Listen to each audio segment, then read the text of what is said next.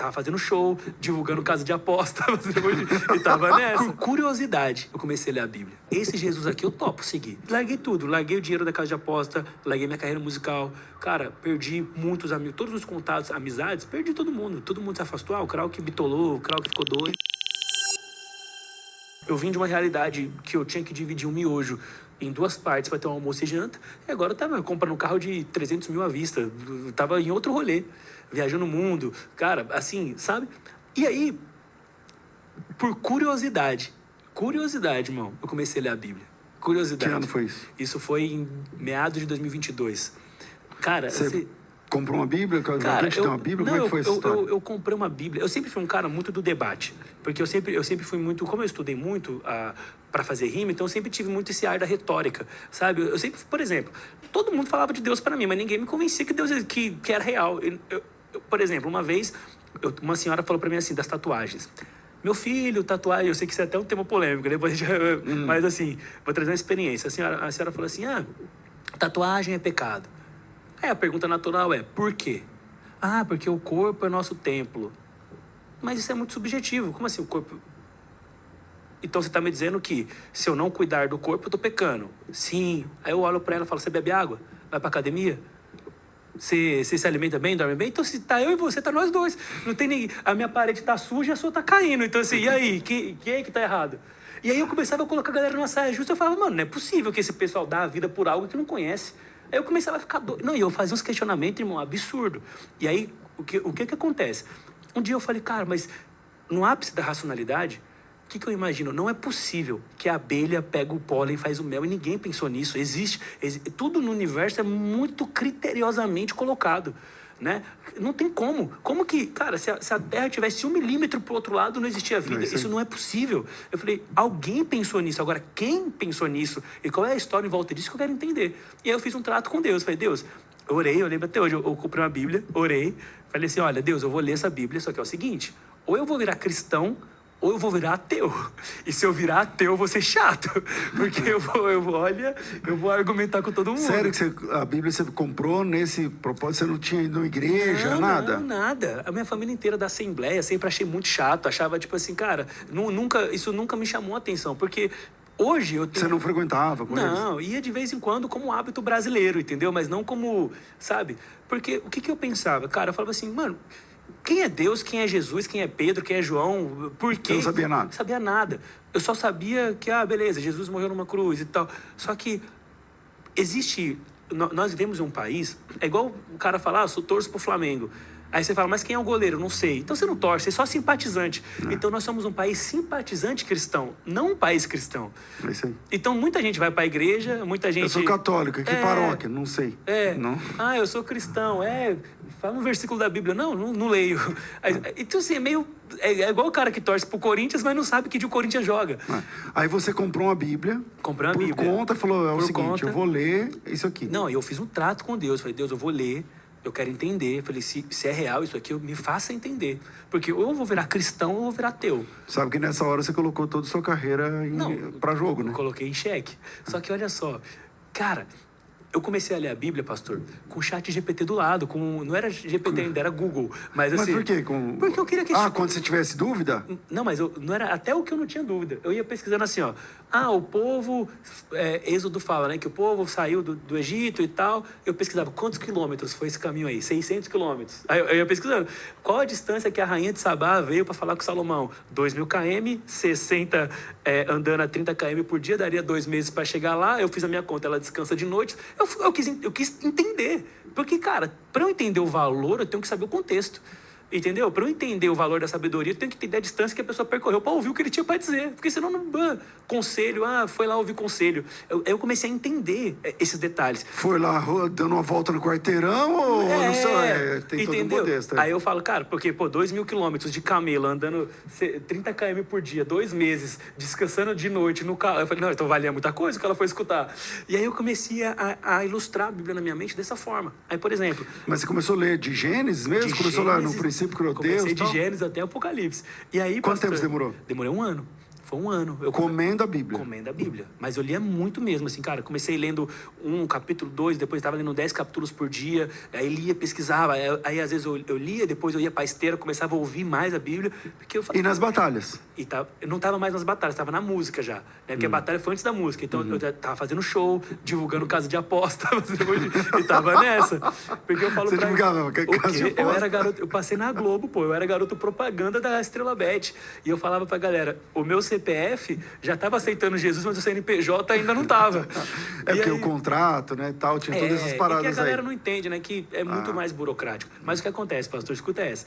Aí eu eu lembro que uma das coisas que me deu um estalo sobre a Bíblia foi quando eu cheguei no livro de Esther. E a Bíblia fala que Esther casou-se com o rei Assuero. E eu fui pesquisar quem era rei Assuero. Esse rei Assuero existiu? Assuero, também conhecido como Xerxes. Aí eu falei, mas quem é esse Xerxes? É o mesmo que enfrentou Leônidas lá? O mesmo Xerxes? Aí eu falei, não. Aí eu falei, então sabe falando que o Rodrigo Santoro é esse cara aqui?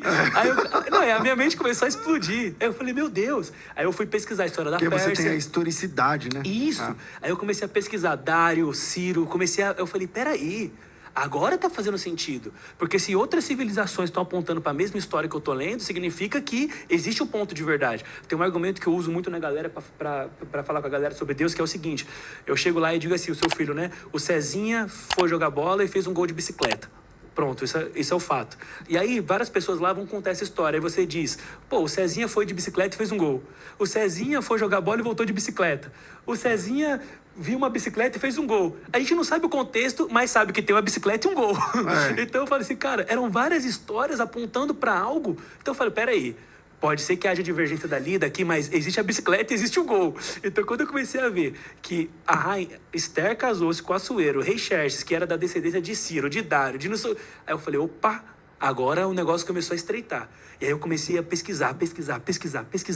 Ô, Cláudio, quando que nessa leitura bíblica, nessa pesquisa, você começou a sentir? Porque assim, cara, a Bíblia é um livro que não tem igual. Não tem igual. E aí você... Qualquer livro você está lendo, você pode até se emocionar na leitura e tal, mas igual a Bíblia não tem. Não aí, tem. quando é que você começou a perceber isso? Que você estava diante de um texto sobrenatural? Cara, eu vou te falar bem honesto. Porque eu sou um cara muito... Cara, eu costumo dizer, eu sou muito lógico. Se eu fosse ateu, eu ia ser muito chato, irmão. Eu sou muito lógico. E pra mim, a lógica ela é tão perfeita que é o seguinte, eu só preciso ter fé em uma coisa. Se eu tenho fé que Deus existe, o resto é lógica. Então, abrir o mar, pra mim, já é lógica. Porque se eu acredito que ele existe, então ele pode. Acabou. Todo o resto é lógica. Eu só tenho fé em uma coisa, que Deus existe. O resto é lógica. Então, eu realmente senti... Quem admitir que no princípio criou Deus, céus e a terra, já era. Já era. É só isso. O resto ele pode tudo. O resto é lógica. É isso aí. Entendeu? Então, no final das contas, é lógica. Eu só tenho fé em uma coisa. Você tem fé que o mar abriu? Não, eu tenho fé que Deus existe. E ele pode abrir o mar. Ponto. Só que olha só. Olha a linha de raciocínio. Eu tô construindo a narrativa aqui, porque eu vou te fazer perguntas. Você não vai escapar das perguntas hoje, não. Pastor, eu realmente senti algo espiritual na Bíblia quando eu já estava lendo, quando eu já estava na metade. Eu entreguei minha vida para Cristo não foi porque eu li a Bíblia inteira, foi porque eu li de Mateus para frente. Aí eu vou te contar. Até chegar ao livro de Mateus, o que me cativou na Bíblia foi a sabedoria. Eu falei, peraí, a história de José, se eu aplicar isso aqui na minha empresa e tal, olha só, José fez a barba, então peraí, se eu fizer aquilo que está no meu alcance, eu já começava a tirar... Tipo Salomão, não sei o que, aquelas paradas. Não, você pega Provérbios ali, é muito louco, Provérbios fala assim, a beleza na mulher sem juízo é uma joia de ouro no nariz de um porco. Irmão, português de Osasco tá dizendo o quê? Não se envolva com a mulher só pela beleza. Aí eu falei, pô, isso aqui é prático, isso aqui não precisa ser crente para seguir isso aqui. Quando fala assim, não se torne fiador de ninguém, ou seja, não empreste dinheiro. Conselho bom, é só conselho bom. Quando Salomão fala assim também em Provérbios, fala assim, um homem que comete adultério tomará uma surra, passará vergonha, ainda que dê presente pro marido, a raiva dele não passará. Ou seja, Deus não gosta de talarico. Eu já falava assim, irmão, é só conselho prático. E aí, então assim, eu fui me apaixonando pela Bíblia, até chegar em Mateus, pela praticidade dos conselhos, porque eu sentia como se eu tivesse descoberto a roda. Eu falava assim, irmão, quando eu sentar numa mesa de negociação e eu tiver armado com todos esses conselhos, eu tô à frente de todo mundo. Eu comecei a entrar nessa ótica, sabe? E aí, quando eu chego no livro de Mateus, chegou o famoso, a pessoa. Aí eu conheci um cara chamado Jesus. E foi aí que eu entreguei minha vida para ele. Porque quando chegou no livro de Jesus, cara, o primeiro baque que eu tive, eu percebi que o Jesus que está na Bíblia, pastor, não tem nada a ver com o Jesus do TikTok. Não tem nada a ver com o Jesus do Instagram. E às vezes não tem nada a ver com o Jesus de algumas igrejas. Eu falei, que Jesus é esse aqui que ninguém nunca me falou sobre ele? Um Jesus que olha para os religiosos e fala assim, vocês engolem um mosquito e arrotam um camelo, calma. Eu falo, peraí, esse Jesus aqui eu gostei.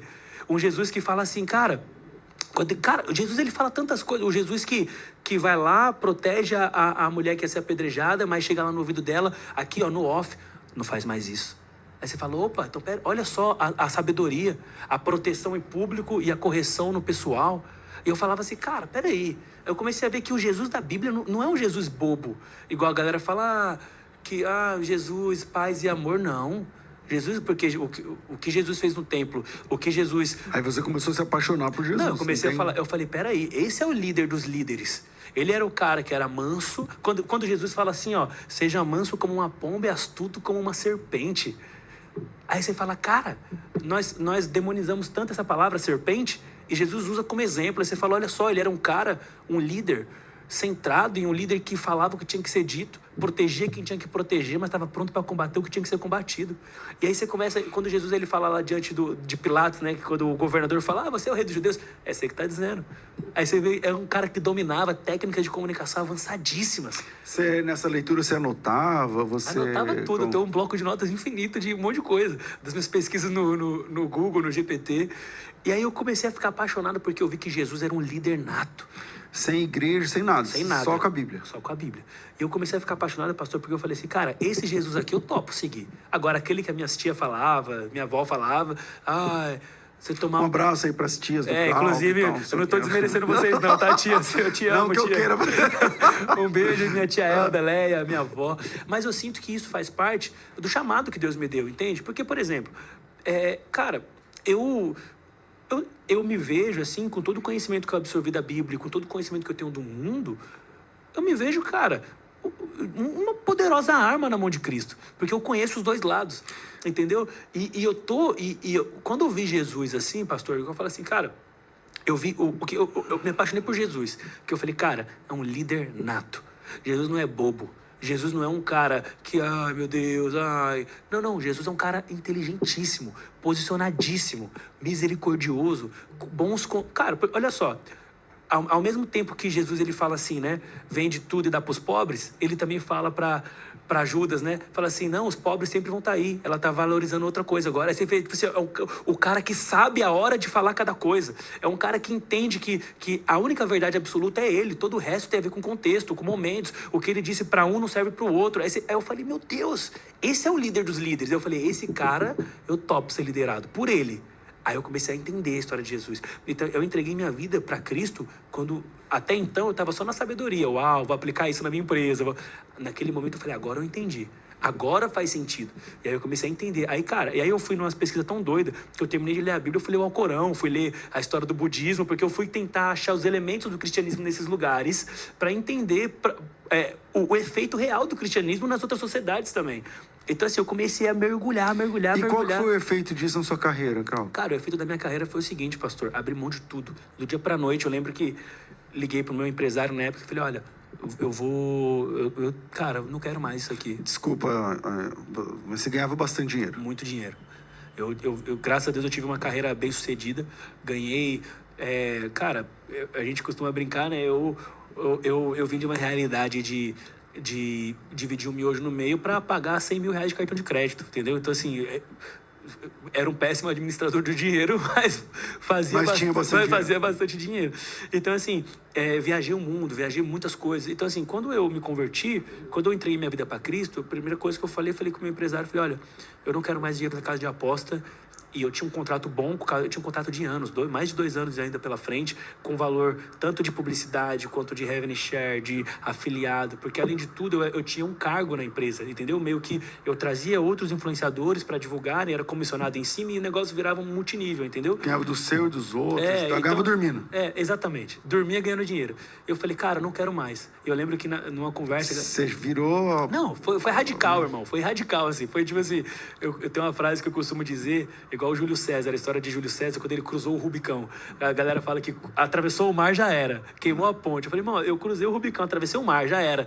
Cheguei do outro lado e falei, irmão, não quero mais, não dá, eu tô em outra realidade e tal. E meu antigo empresário, que é meu amigo até hoje, ele falou, cara, eu acho loucura, mas eu admiro sua coragem. Ele falou assim, eu admiro sua coragem.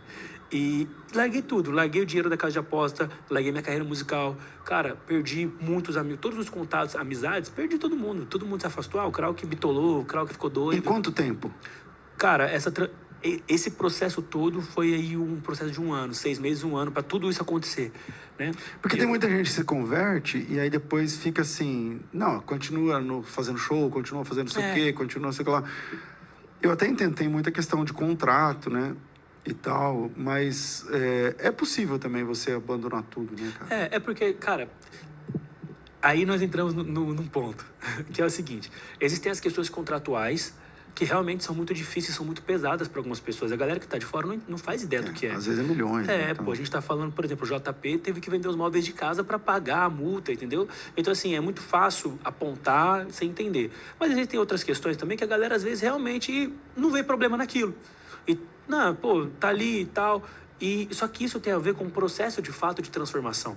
Eu costumo dizer que você nunca vai ver uma borboleta voltar a ser lagarta, porque a transformação não tem volta. O próprio João, a Bíblia fala em João que aqueles que estavam no nosso meio e não estão mais é porque nunca foram dos nossos. Então, por exemplo, tem gente que está ali simpatizando, mas ainda não foi transformado, porque a transformação, ela não é radical no sentido de tempo, ela é progressiva. E quando você queimou a ponte, por exemplo, não quero mais dinheiro da casa de apostas... Bet, não quero mais contrato tal, não quero, vou fechar, vou não sei o que lá. Aí foi fechando o dinheiro também, né? Fechou o dinheiro, irmão. Pagava aluguel caríssimo, falei pra você, no off eu voltei a morar com a minha mãe. Então, assim, vendi carro caro, carro importado. Cara, eu comecei pagando... Eu passei 1 ano meio que só administrando um dinheiro que eu tinha guardado ainda, mas organizando as coisas. Não ganhando mais, só gastando, perdendo isso, ali e tal. Não ganhando mais. E aí reduzi todos os meus custos. Cara, a gente tinha... Tipo, você voltou pra casa da sua mãe mesmo? Voltei a morar com a minha mãe. E só saí de lá depois que eu casei, inclusive. Então, depois disso, eu fiquei quase 1 ano morando com a minha mãe de novo. Morando lá no quartinho. Abri mão. Doideira. Cara. Irmão. E aí, cara, tipo assim, pra você ter uma ideia, eu cheguei num ponto, eu tive que vender tênis. Cara, eu fiz bazar, vendi roupa, vendi tudo para levantar recursos. Com um montão de seguidor, mas aí não tem dinheiro, não tinha liquidez, não tinha mais não tinha liquidez, porque só que recebendo propostas milionárias mensalmente. Eu lembro que um mês específico que eu tava com alguma dificuldade financeira, porque, cara, um monte de coisa, né? Até para eu produzir conteúdo eu tenho que pagar. Então, assim, cara, é muita coisa. E aí eu lembro que eu recebi uma proposta de $28 mil por mês para entrar no ramo da casa de aposta só como um agente, sem colocar o meu rosto. E eu lembro que o cara falou... Tipo assim, você só indica os caras... Porque como eu tenho o mailing toda a galera e eu conheço o sistema, tenho as estratégias, e eu fazia uma parte de marketing ali, então tem a galera... É uma coisa que você nem ia aparecer. A proposta que eu recebi foi, ninguém nem vai saber que é você, só que eu falei, mas tem um que vai. é ele que... E era 28 conto, 28 mil dólares. A gente tá falando de mais de 100 mil reais por mês. Era contrato de 6 meses, 1 ano. Então, por exemplo, e propostas como essa que eu recusei. E continuei morando com a minha mãe.